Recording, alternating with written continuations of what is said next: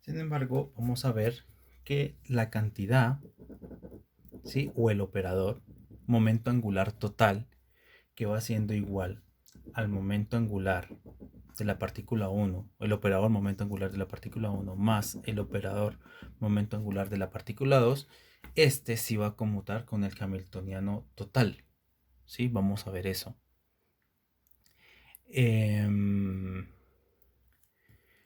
Entonces, para hacer eso, basta con comprobar de que una de sus componentes conmuta con el hamiltoniano total. Acuérdense que la escogencia de, del eje, ¿sí? De las coordenadas de este, ¿sí?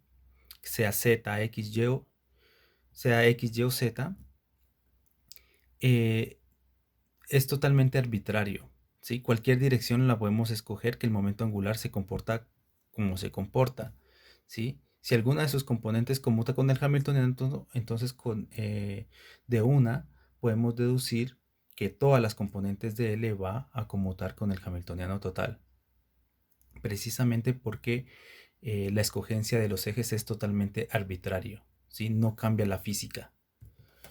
Entonces vamos a escoger LZ. Entonces vamos a ver quién es, cómo es LZ conmutando con H, ¿sí? Entonces LZ pues va siendo la suma, como estas son cantidades vectoriales, pues LZ viene siendo la suma de LZ de este más el LZ de este, ¿cierto? Entonces esto va siendo LZ de 1, perdón, creo que la notación es así, 1 de Z, bueno, volvámoslo a escribir acá abajo. Esto es igual a L1 de Z más L2 de Z, ¿sí? Conmutando con H. Entonces nosotros ya sabemos que pues estos conmutan con H sub 0, así que el H sub 0 que está dentro de esta H, pues ese lo vamos a quitar. Entonces esto básicamente nosotros ya sabemos que es L sub 1 de Z más L sub 2 de Z conmutando con con el potencial.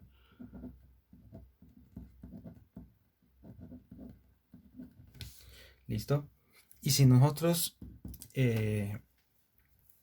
reemplazamos estos operadores como su operador diferencial, podemos concluir o llegar que esto es h barra sub i por x sub 1 por derivada de esto, del potencial con respecto a y sub 1, menos y sub 1 por derivada del potencial con respecto a x sub 1.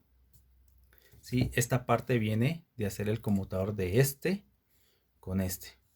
Ahora sigue más la parte del conmutador de este con este, que sería más x sub 2 por la derivada del potencial con respecto a y sub 2 menos y sub 2 por la derivada del potencial con respecto a x sub 2. ¿Listo? Ahora nosotros debemos recordar que cuánto vale esto, ¿sí? R sub 1 menos R sub 2. La magnitud. Pues ustedes saben cuánto es la magnitud de un vector, ¿sí?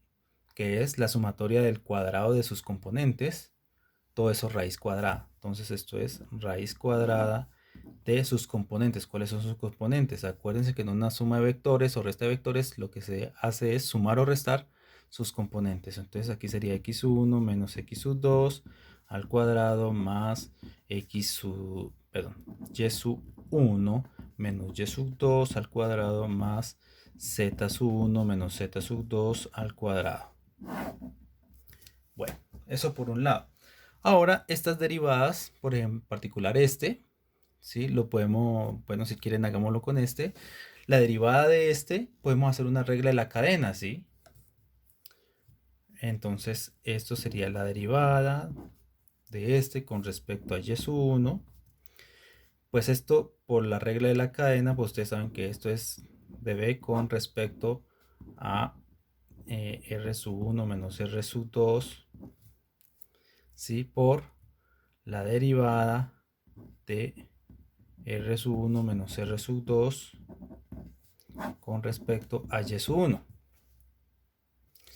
Y esto que está aquí la derivada del potencial con respecto a la distancia que separa las dos partículas, eso le vamos a llamar B prima, ¿sí? B prima. Y esto que está acá, pues es derivar esto con respecto a y1. Al hacer toda esa derivada, simplemente nos da que esto es y1 menos y2 dividido R1 menos R2 magnitud. ¿Sí? Bueno. Entonces, también podemos hacer las otras derivadas. Por ejemplo, saber cuánto vale este en términos de este parámetro. Lo mismo con este y lo mismo con este. Al hacer ese tipo de cosas, nosotros podemos saber cuánto vale este conmutador. Entonces, LZ menos conmutador con H, pues es igual. Fíjense que este puede salir como factor común de todas estas derivadas. Lo sacamos y me queda H barra sobre I y multiplicando este, ¿no? Y fíjense que este también lo podemos sacar factor común de cada una de estas derivadas parciales. Lo sacamos. Entonces en total nos queda H barra B' por I por R1 menos R2. ¿Sí? Todo esto multiplicado por quién. Entonces fíjense que este primer término ya lo tenemos, sería x1 por quién, por esta diferencia, ¿no? y1 menos y2. Entonces y1 menos y2, ¿sí? Y si hacemos lo mismo para este, entonces aquí me da menos y1 al hacer la derivada con respecto a este, pues me va a dar un término que va a ser x1 menos x2, ¿sí? Más x2, hagámoslo acá, por esta derivada, que esto pues va siendo multiplicado por y2 menos y1, ¿sí? Menos este término de acá que va siendo y2 por x2 menos x1.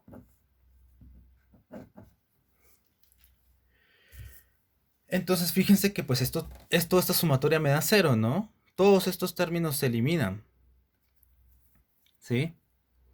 Todos se eliminan.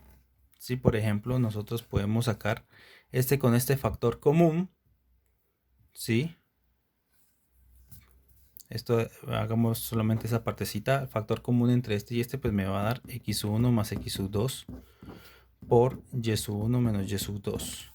Y acá voy a sacar factor común, este término de acá, ¿sí? Bueno, aquí me queda con un menos, ¿sí? Y me queda aquí menos x1 menos x2 por y1 menos y2. Entonces fíjense que estos términos son iguales, se van, ¿no? Entonces fíjense que como se van, entonces este conmutador me da 0. Si una de las componentes de L conmuta con H, entonces todas las componentes van a conmutar con H porque esta componente es arbitraria. Puede ser Z, como puede ser X, como puede ser Y. ¿Sí? Y por lo tanto, esta L podemos concluir que esta L conmuta con H. Por lo tanto, tenemos que, como la derivada del operador momento total con respecto al tiempo es proporcional a este conmutador, bueno, en realidad es proporcional al conmutador de L, H, pues esto ya sabemos que es igual a 0. Por lo tanto, este operador es un buen número cuántico, ¿sí? Es una constante de movimiento. Y a la vez el conmutador es igual a 0, lo que quiere decir es que los dos comparten un mismo conjunto de autofunciones. ¿Sí? Bueno.